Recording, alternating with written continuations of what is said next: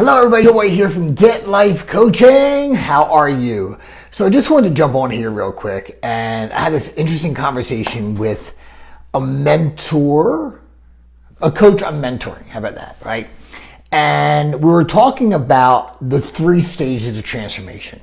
And the first stage is having, hey Conrad, how are you? Having awareness, right? And awareness is great, but it's also a bit seductive. In other words, that we feel aware and we think we've done something, like, oh my God, I figured out my problem. But at the end of the day, you're still stuck in the same place with the same problem, right? So awareness is the essential step, because without it, you're just blowing through the stop sign, wondering why you're getting tickets all the time, never knowing there's a stop sign. But it doesn't change anything, right? Let me get rid of it. I'm back here.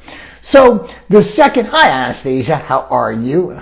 Sharon, welcome. The second, Anastasia is doing a really, really cool program. Everybody check it out, right? Just click on her and go find it, right? So the second stage is absolute willingness, right? And I'll come back to that. And the third stage is massive, consistent, persistent action, right? So we were talking about this absolute willingness.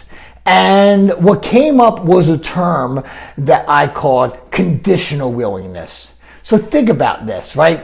That absolute willingness is the ability to do anything to achieve that goal, right? Now, I use this word goal lightly. Sometimes we think goal is like to grow your business, to lose your weight, to achieve something. It means that, right? But it also means, like, for example, it's real simple if I break it down in black and white for you. If you're a parent out there, a mom, a dad, right? And if your child gets injured or taken to children's hospital, God forbid, I hate using examples like that, but it really drives the point home. And you're at the hospital, you're at AI DuPont Children's Hospital, and they say, I'm sorry, your child is terminal, there's nothing we can do. There's not a parent that I know that goes home and calls a funeral home and start making arrangements, right? You'll get on the internet, you'll Google, you get a second, third, fourth, and fifth opinion. You'll do whatever it takes to save that child's life. Very black and white, okay? That is absolute willingness to get what you want. So for example, is like I would give every penny I have, every penny I'll make for the rest of my life to save my daughter. And most parents really, really would too. But if there is something that you want in your life, where we fall short, even though I'm a big Meatloaf fan. Remember Meatloaf, right? Hey Heather, how are you? Let me give her that notification. It drives me crazy. Stop texting me. Okay, so there's a Meatloaf song. And even though Meatloaf this is not the meaning of that song, right? You'll understand. There's a song that goes, I'll do anything for love, but I won't do that.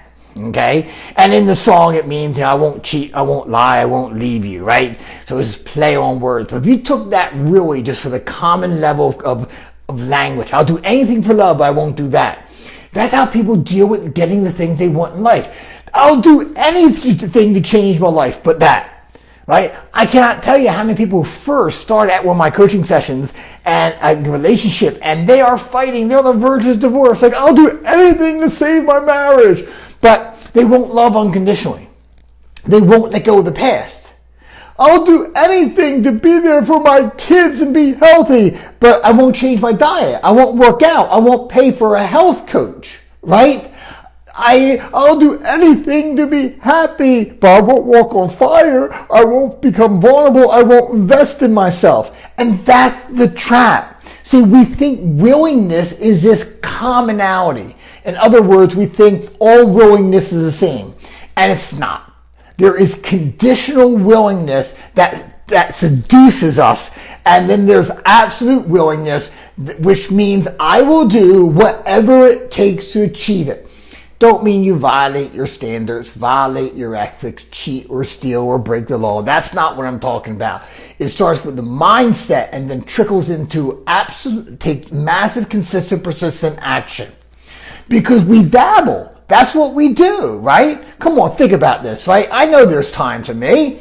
Have you ever wanted to achieve something and you did the dabbling, where I call it the Costco buffet, even though there's no more Costco buffet for right now, but where I take Emily my daughter to Costco and we just kind of sample the food, right? It's a free meal, but you're not buying anything necessarily. That's how we try to achieve our biggest goals. We just test it. Salespeople. I went to a networking event. I went to another networking event. It doesn't work for me. I don't feel comfortable, right?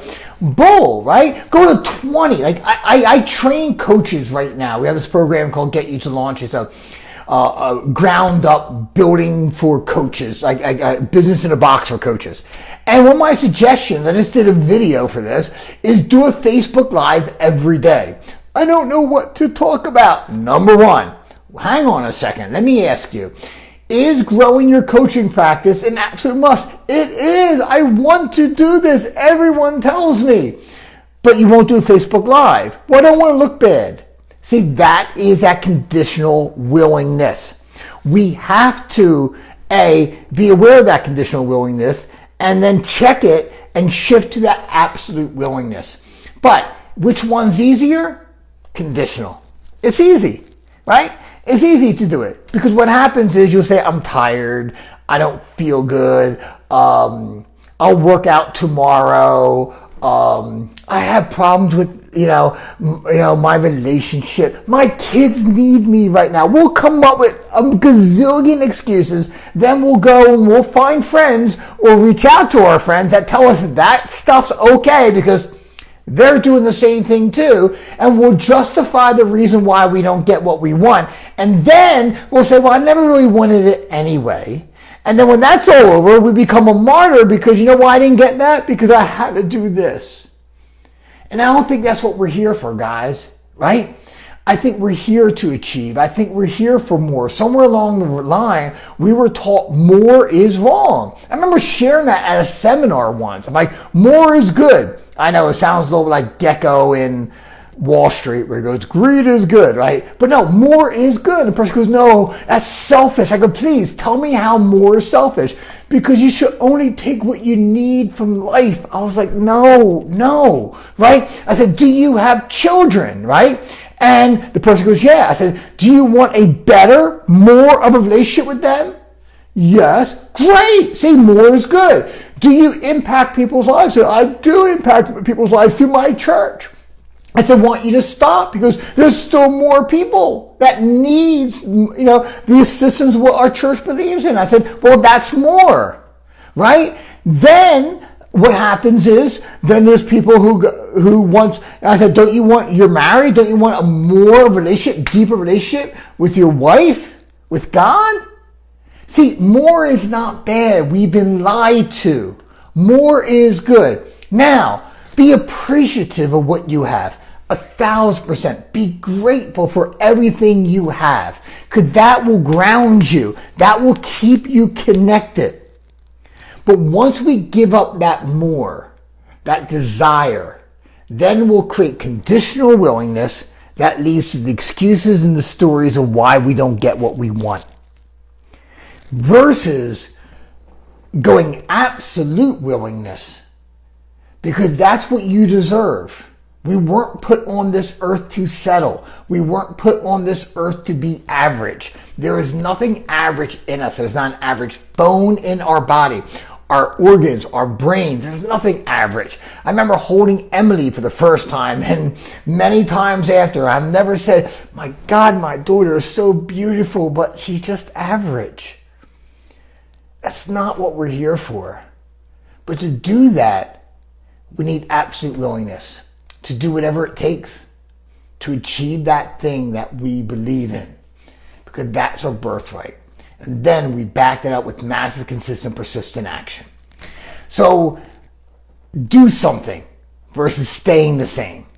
So hopefully my message here, my little rant has kind of connected with some of you out there. Look, if you want to learn more, you can go to getlifecoaching.com, or if you just want a complimentary coaching session and see what we can do together, real simple, right? You only need to write this down. Call joewhite.com, right? Real simple. Call joewhite.com, fill out the form. I'll reach out to you. So until tomorrow, everybody, this is Joe White from Get Life Coaching. You know what I'm going to say right now. Rattle the cage. Have a great day, everybody. Bye-bye.